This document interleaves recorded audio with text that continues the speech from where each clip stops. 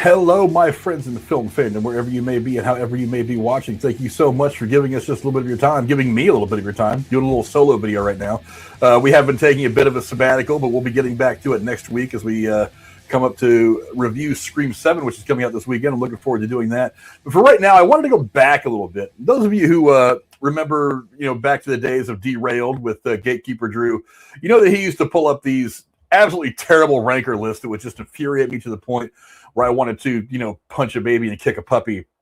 And I've been compiling a list of film lists that kind of do the same thing to me at times. Sometimes I agree with them. Sometimes I don't. I'm going to go over one of them with you right now, and that is the popular movies that aged terribly. Now, some of these I'm going to disagree with vehemently. Some I'm going to say, I kind of get it. But the reality is, whoever wrote this, Hunter Cates, and this is an article that's about 4 months old. He's probably 27 years old. Maybe he's still interning somewhere, but we're going to get to it and go over this list real quick. It does say that movies are not like fine wine. They don't always improve with age. It's very sure. Some of these movies have had problems mostly because the actors have kind of had some things happen around them that do not paint them in the right light. We'll talk about a few of those as we go over this list, but some of them, maybe it's subject matter, maybe it's just the way they approached the characters. But the bottom line is, we're going to go over this right now and get a couple of my quick thoughts. The first movie they have on here is The Naked Gun, and obviously they're attaching this one to O.J. Simpson. Look, the Naked Gun movies are funny, and even when you got to like the third one, which it was becoming a bit trite. It was still quite fun to watch. It was so good they actually remade it, and they made the OJ joke. If you've seen the movie, you know what I'm talking about. Actually, the joke was in one of the first big trailers that came out. But this is one of those situations where you have to kind of separate the art from the artist, because when this movie came out, OJ had not yet been accused of the things that he had been accused of. It's not to say anything of guilt or innocence, of course, but he had not been accused of those things. So he was just a former football player that was getting to acting. So I say, get over the nonsense about attaching this movie to something that one of the actors did way later, because the reality is, if you go through Hollywood, and I've said a million times in this channel that Hollywood is a terrible place and is full of terrible people. If you really go through some of the most timeless movies that have ever been made, you're going to find some skeletons in the closet for some of the actors, some of the directors. We've talked about different movies on here a few times. There does come a point where you have to separate the art from the artist. I understand that it's not always easy, but there does come a time where you have to do that, and I hope that you can. The next one is, let's see, this is the 1993 movie, Made in America, Whoopi Goldberg, Ted Danson, a young Will Smith. I think this was actually right about the time he was starting with Fresh Prince, or maybe, right around there, somewhere around there. It was a fun movie. Obviously, the interracial thing rubbed a few people the wrong way. I think, again, this is one of those movies that caught a little bit of hell after the fact, because when they did a roast of Whoopi Goldberg many years ago, Ted Danson was there and came out in blackface, thinking that was going to be funny. Again, it was before a lot of controversy had started, before the wokeism and things like that. But again, I think this is one of those things that gets attached to something that happens way after the movie comes out. Is the movie itself any good? Well, I mean, it wasn't bad. I think I've seen it once or twice. It was a staple of television watching for a while. But I mean, it's a fun movie that I think ultimately the heart of it all is it's okay for black people and white people to coexist. I don't understand why that message is problematic these days. But, whatever. The next one is Dangerous Minds, which came out in 1995, I believe. Again, this is a movie I've seen once or twice. It's kind of an inspirational tale of this lady that goes and starts teaching in a poor neighborhood high school and inspires them to great things, so on, so on, so on. The one thing I remember about this movie is that it was probably, I don't think it was all that historically accurate. And granted, there's a little bit of creative license that every movie takes, and we're trying to tell a true story. Let me read this second paragraph. It says, while things start off rocky for Luann, eventually she's able to reach her students, though it takes some candy bar bribery and karate kicking to do it. I do remember the karate kicking was stupid. It says it's your typical. This is their problem with it. It's your typical white savior narrative that we've seen a million times before in westerns like Dances with Wolves. Only this time the movie trades the tall cowboy for the diminutive teacher and Native Americans with inner city minorities. So that's your problem. It's not that you're mad about the white savior, not that someone just did something to try to help other human beings. You have to make it the white savior thing. Whatever. This is when people's narrow-minded bullshit really gets on my nerves. Look, like I said, I've seen this movie once or twice. I remember thinking that it was not that bad. I haven't run back to see it yet, or since probably the 90s. But I think the problem here is that people are just looking for something to bitch about. But moving on to the next one, we've got Jack, which is a movie that I've seen, I think, once. I loved me some Robin Williams, don't get me wrong. Good Morning Vietnam is a movie that's been on my list of movies I want to review for a while. He's done some really great stuff, but they think apparently it makes fun of a real syndrome. It's called Werner syndrome, as you can see right there on your screen, a rare disorder that results in the appearance of premature aging. Or as the 1996 film Jack imagined this real-life condition, a 10-year-old kid would look like a full-grown 45-year-old Robin Williams.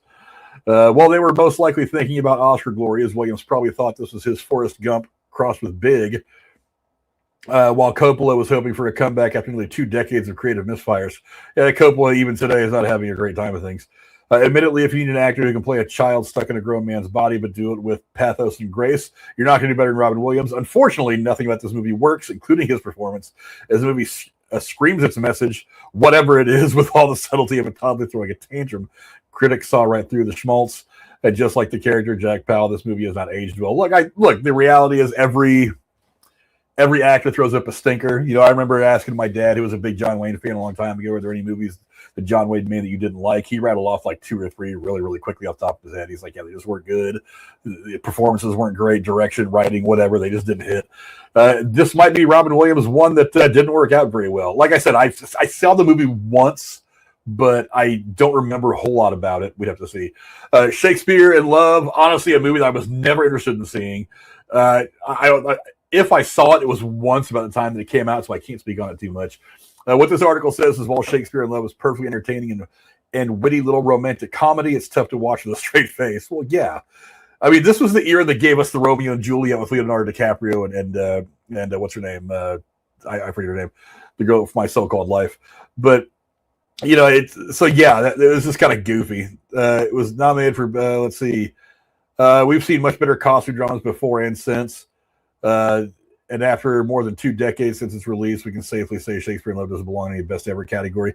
I don't know that, to be absolutely honest. I honestly, I don't remember ever seeing the movie. But again, it does say right here, you can see one of the names associated with it, and that's going to be it. Shakespeare in Love's real cringe factor is the reason it won Best Picture. You might have heard of one of the film's producers, Harvey Weinstein. Weinstein's Miramax took home the gold for this film and numerous others thanks to his shameless Oscar campaigning. Honestly, every movie does that for the ones they won Oscars. A shameless Oscar campaign that included pandering, threats, and bullying. Well, everybody campaigns for the Oscars, so whatever. Weinstein was always a monster no matter what he was doing. Again, it's one of those things that gets attached to somebody who didn't do anything specifically to or for or around the movie. It's guilt by association. I think that's unfair. Again, I'm not going to speak on Shakespeare in Love because I don't think I've ever actually saw the movie. But go see it if you really want to know if it's any good or not. The next one is I Now Pronounce You Chuck and Larry. I forget what year this movie came out. Was 2000. I forget. Not that it matters much anyway. The plot is these 2 firemen in New York or something get married to avoid losing their insurance. Whatever. It's typical Adam Sandler goofy bullshit, and he got his friends in on it, and that's what Adam Sandler's whole career has been, so whatever. Hilarity supposedly ensues as the 2 straight dudes have to pretend to be gay in order to convince a skeptical bureaucrat that they're together. Okay, then, as you might expect, I Now Pronounce You Chuck and Larry was massacred by critics. Well, yeah. However, thanks to Sandler's critic-proof reputation, I don't think he's got a critic-proof reputation. It made $120 million domestically and $187 million worldwide. Making back its $85 million budget by a nose. However, the film's inept attempts at humor built around tasteless stereotypes means that most moviegoers have since filed for divorce from I Now Pronounce You Chuck and Larry. Creative wording. Remember, kids, it's okay if your movie plays homophobia for laughs as long as your characters learn the lesson in the end. Again, this is just one of those movies where at the time they thought it was a funny thing. Wokeism took over. Now anytime you make any fun at all of homosexuality, it's bad. but whatever. I think I've seen this movie once. Again, that was kind of a point in Adam Sandler's career where he was getting kind of stale. And so he tried branching out to other things, which I admire, but they weren't always very good. But he's just Adam Sandler. He's getting the same stuff. See, Cobra was popular in the 80s, but totally bites today. To hell with you. I'll read what they say about it first. In the film, Stallone plays Lieutenant Marion Cobra Cobretti, a renegade cop who uses a personal arsenal that would make Frank the Punisher Castle blush in order to protect a model from a serial killer cult. The fact the model is played by Stallone's then wife, Brigitte Nielsen, only lends to Cobra's self-indulgence, which is what every action movie in the 80s was, which is less a movie and more a Stallone vanity project. Well, yeah, that's what he did. Him and Schwarzenegger both in the 80s. That's what they did.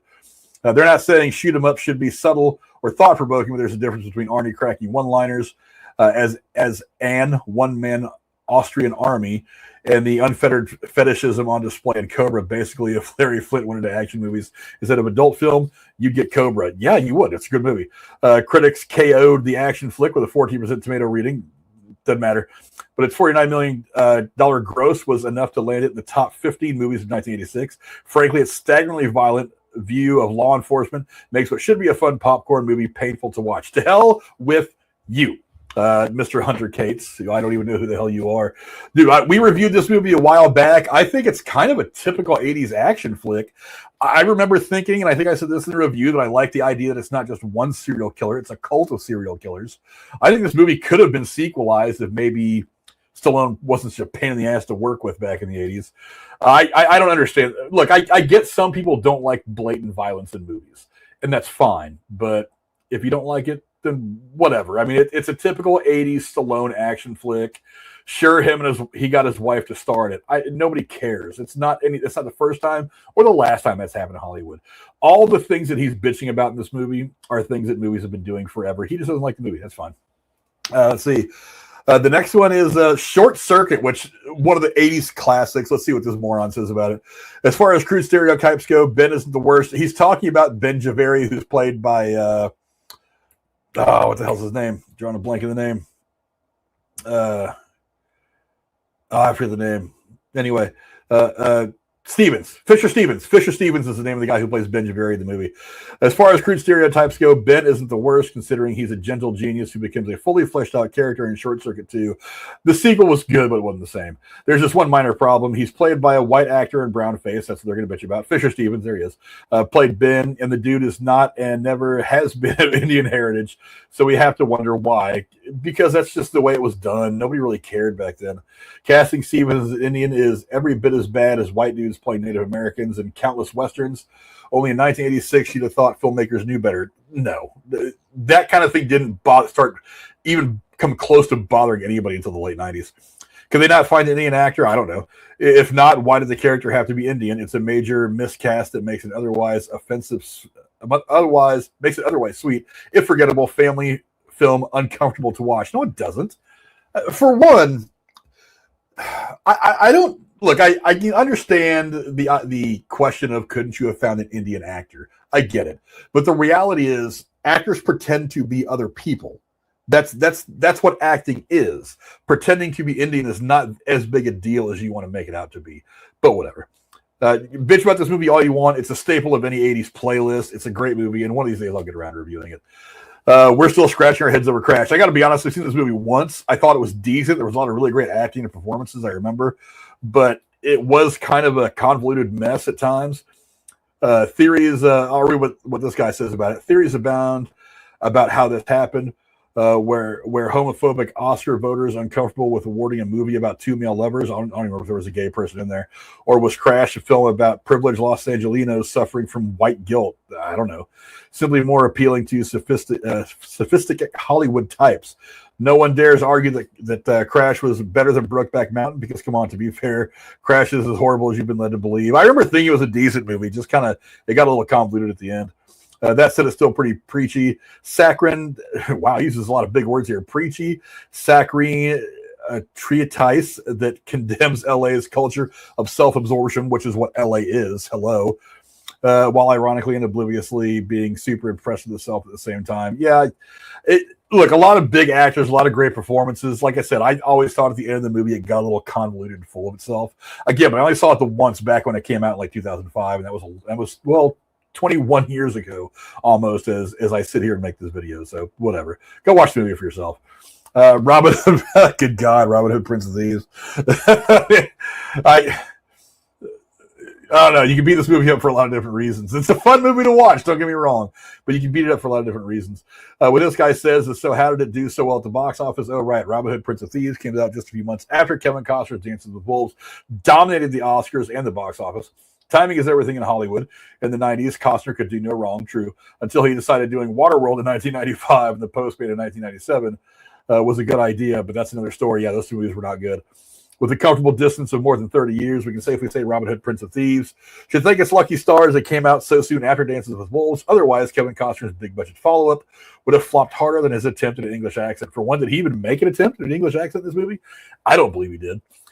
Look, sometimes you don't go with the accent. I mean, we just had Gladiator 2 come out, and one of the big things they talked about with that movie is that Denzel Washington didn't even bother trying to do an Arabic accent. He just talked like he was from New York, because that's what he is. It's Valkyrie with Tom Cruise, a pretty good movie. He doesn't even try to put on a German accent. He's just talking like Tom Cruise. Is the accent really what bothers you that much? Because to me, it's kind of the goofy take on everything that was Robin Hood. That was kind of my problem with it. But it's fun. It's action, adventure. The good guy wins, the bad guy loses. And dude, it's got, again, one of the great villains. I mean, honestly, he could absolutely do no wrong with that villain. But whatever. But say what you want about it. It's a fun movie. Is it a great movie? Nah, but it's okay. But let's see, what do we have next on here? The next movie they talk about is, that Jim Carrey. What the hell is that Jim Carrey movie? I know I've seen it. What's the name of this movie? It's in here somewhere. All times. I'm forgetting the name of this movie. I think I only saw it once or twice. And Me, Myself, and Irene. That's it. Kind of weird, but whatever. Jim Carrey was doing all kinds of crazy shit back in the day. He exploded on In Living Color, if you guys watched that in the 90s. And then it basically turned into, that was his career until he decided to do a couple of different things. He did Man of the Moon, which is a fantastic movie. The Truman Show, which is a really good movie. He even branched into the horror genre a couple of times, which was pretty interesting and not bad. But it says about this movie, in this raunchy summer 2000 comedy, Carrey plays a meek, nice guy, small-town cop with a dissociative identity disorder who snaps into a borderline psychopathic alternate personality. And these two personalities compete for a woman's affections. Critics didn't care for it, but mostly because it was the same old from Carrey. At that point, he was becoming a bit of a one-note joke. Which was fine with moviegoers who gave Me, Myself, and Irene a $90 million domestic and $149 million worldwide gross. But let's be real here. Me, Myself, and Irene is a comedy that plays a real mental disorder for laughs. Having a split personality isn't side-splitting. It's freaking terrifying. And a tired old comedy trope that needs to retire. For one, it's kind of rare. So it's not something that a lot of people have dealt with on the regular. So I don't know why people would be so upset about it. But, again, it was Jim Carrey being Jim Carrey. He was taking these crazy ideas and just running with it, and he made a funny movie. But whatever, get mad all you want. This is the one I find kind of interesting. This is the final one in this list. Obviously, a little bit of a prophetic whatever going on in this movie. It's of course the movie Outbreak, which is probably getting dumped on from a couple different reasons. We'll talk about that here in just a second. The filmmakers wanted Harrison Ford to star, which makes sense as Outbreak feels like it takes place in the same universe as Air Force One, both being directed by Wolfgang Peterson, both good movies, by the way.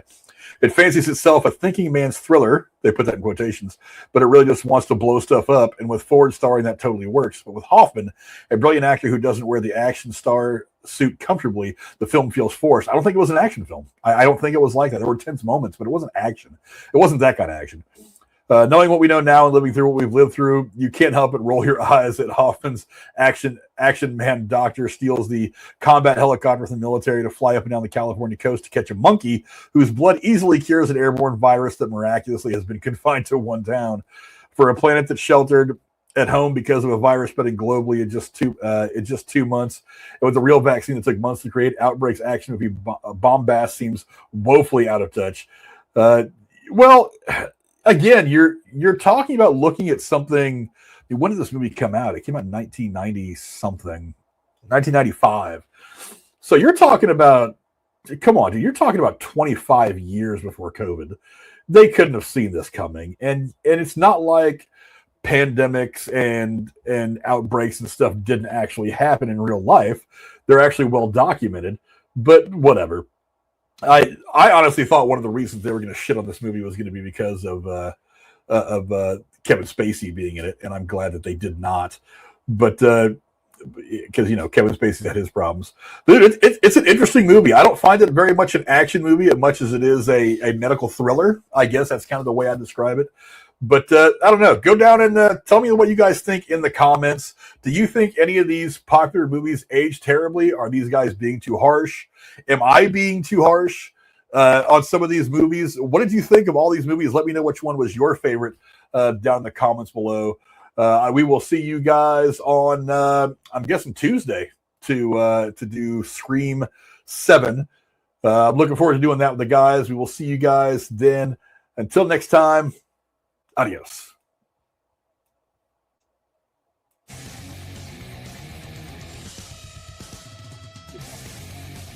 Whatever.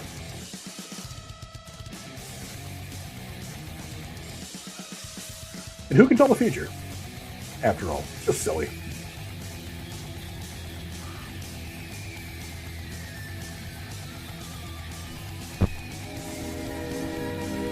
And now, folks, it's time to say goodnight. We sincerely appreciate your patronage and hope we've succeeded in bringing you an enjoyable evening of entertainment. Please drive home carefully and come back again soon. Good night.